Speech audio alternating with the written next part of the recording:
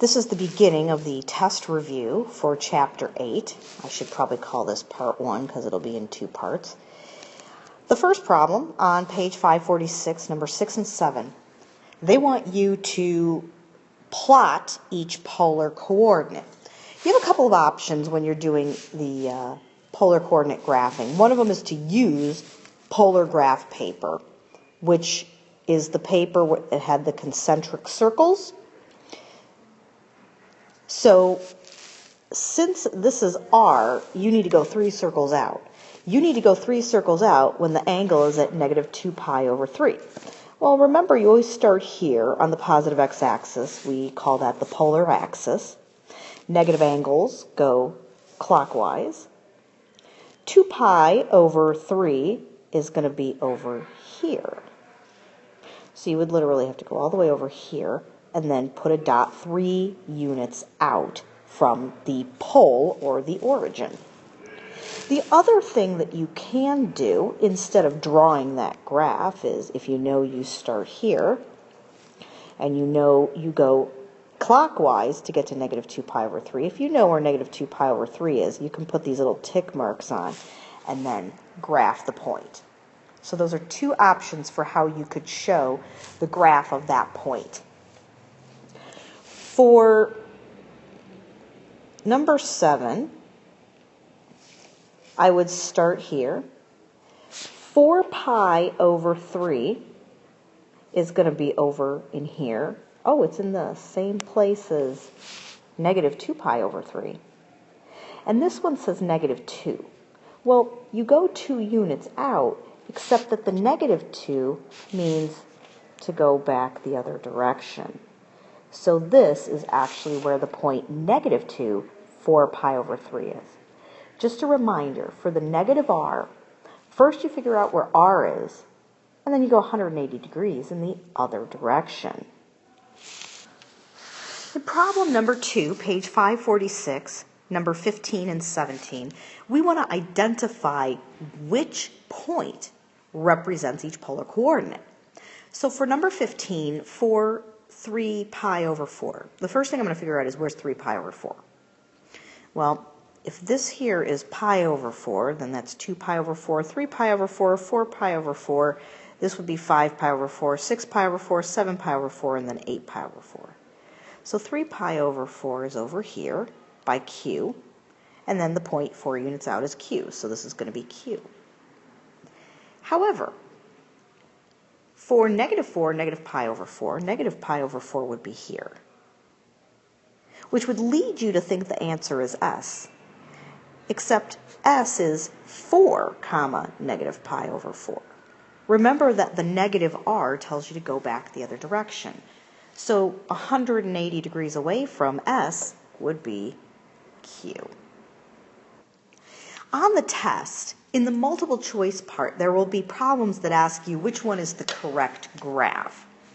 And one of the things we found out about graphing polar equations in our calculator is we have to be careful about the interval in which we're graphing, because if the interval isn't big enough, you may not actually see the entire graph. So I claim to you for r equals cosine theta over 2 in number 43, you need to graph this from 0 to 4 pi to see the entire graph. If you graph it from 0 to 2 pi, you'll see half of the graph. And I would ask you to do that in your calculator just so you can see the half a graph that comes. So you end up with something that looks like this. I think it did this, and then this is what you get when you graph to 2 pi.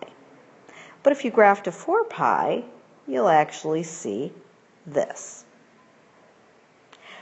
For number 45, same thing. If you do not graph from 0 to 4 pi, you'll only see part of the graph. So if you only graph from 0 to 2 pi, all you'll see is this.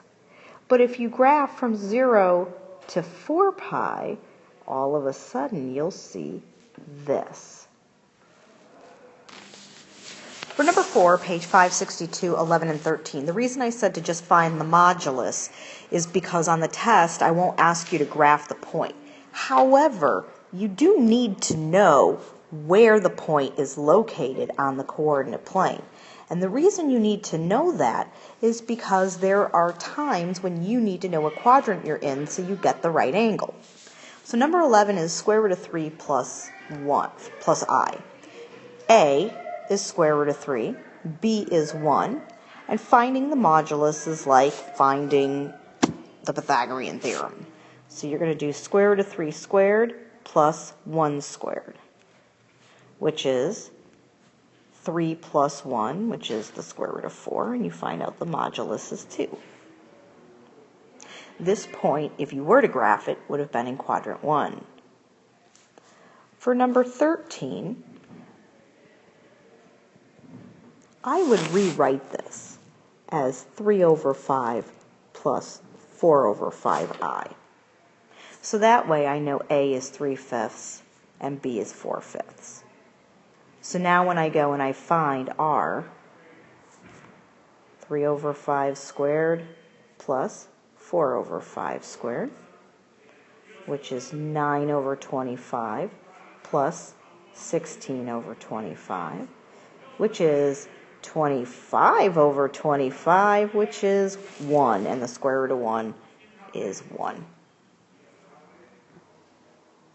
In problem 5, page 562, number 39 and 43, they want us to rewrite each of these complex numbers in polar form.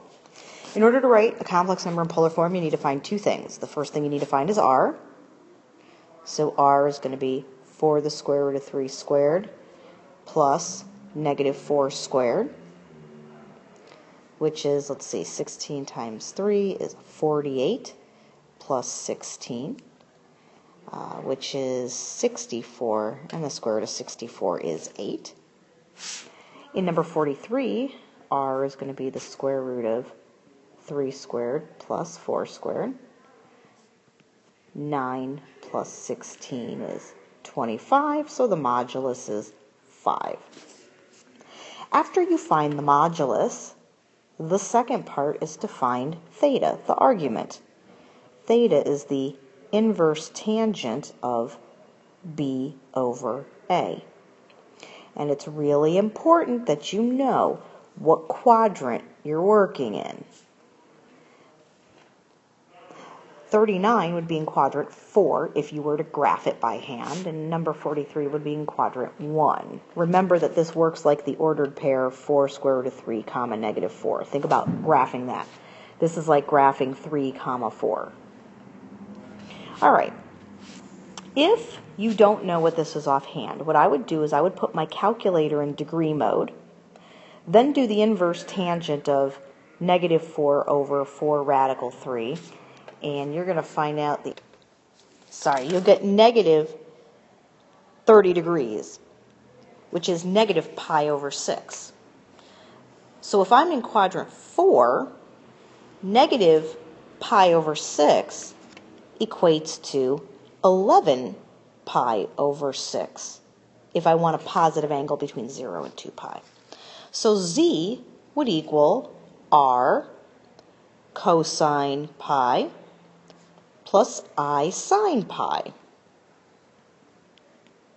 Now if I go do this again in number 43, theta is going to be the inverse tangent of 4 over 3. Here's what my book does. Because this is going to give you a decimal, there is not an exact answer whose inverse tangent is 4 over 3 when you take its inverse tangent. They decided that they're going to write the answer as Z equals 5 cosine of the inverse tangent of 4 over 3 plus I sine of the inverse tangent of 4 over 3. The problem that you'll run across on the test will have an answer that's nice like this. This particular answer is not very nice, but at least it's exact. In problem 6, page 563, number 53 and 54, we want to find the product and the quotient of complex numbers in polar form. So we want to find Z1 times Z2 and Z1 plus or divided by Z2. There's a little definition for doing this. In order to find z1 times z2, you multiply the moduli. Well, the modulus in front of each of these is 1. And then you add the angles together, the arguments. So pi plus pi over 3 is 4 pi over 3. So you get cosine of 4 pi over 3 plus I sine of 4 pi over 3. For the quotient, you divide the argument, or the moduli. 1 divided by 1 is 1. And you subtract the angles. And pi minus pi over 3 is 2 pi over 3. So you would get cosine 2 pi over 3 plus I sine 2 pi over 3. Remember that the only time that you would possibly change that sign to a negative is if you're subtracting two angles and the answer you get is a negative angle. But when I subtracted, I got a positive angle, so nothing happened. And that's the end of part 1.